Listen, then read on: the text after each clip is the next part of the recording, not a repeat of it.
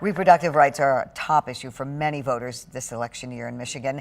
Yesterday, Republicans in the U.S. Senate led efforts to block legislation to create a federal right to contraception. 13 on your side political reporter Josh Albertus joins us now. Josh, you talked to local women and party leaders about what happened. What did they say? Well, Juliet, local advocates say they fear what may come next depending on the outcome in November, while the candidate they believe would hurt their options is now saying he would not look to ban it. For me and my friends, there's a lot of fear. And for the women at this table, 2024 doesn't just signal a potential change in the presidency, but a potential change to what they see as their fundamental rights. Rights to reproductive options like contraception meant to prevent a pregnancy. I think that's a piece of the story that doesn't often get told, how important contraception is to the health, just the general day-to-day health of young women and women of all ages. Women like Mariah Stewart, who says she was diagnosed with premenstrual depression disorder 2 years ago. The experience is different for everyone, but for me, the week leading up to my menstruation cycle, the symptoms of depression are heightened, which can include suicidal thoughts, feeling lonely, not wanting to get out of bed, all of those common signs of depression. And I was prescribed birth control to help with those symptoms, which has completely turned my life around. These activists and local lawmakers holding their discussion in Grand Rapids just one day after the U.S. Senate rejected advancing a bill aimed at giving federal protections for contraception access.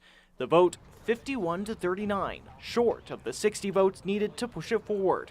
All but 2 Republicans who voted did so against the bill, with some believing it to be too broad. Back in Michigan, these women's fears over contraception access are also tied to the prospect of a return to office for former president and current Republican presidential frontrunner Donald Trump. So that's why we need to believe and understand the risk here if Donald Trump gets back into office. We reached out to the Trump campaign Thursday for an interview on the topic. They were able to send us a statement from the former president that had also been posted to his Truth Social account late last month.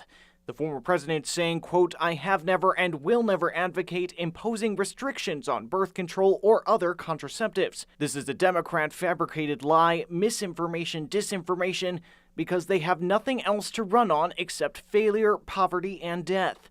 I do not support a ban on birth control, and neither will the Republican Party."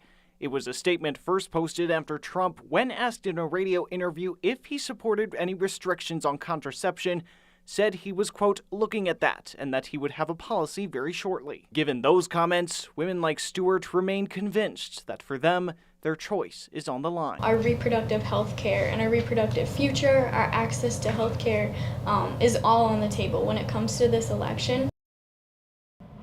When it comes to separate reproductive options, the latest Quinnipiac poll for Michigan, specifically released back in March, showed 2/3 of those surveyed believed abortion should be legal in either or all or most cases, with 28% saying it should be illegal in most or all cases.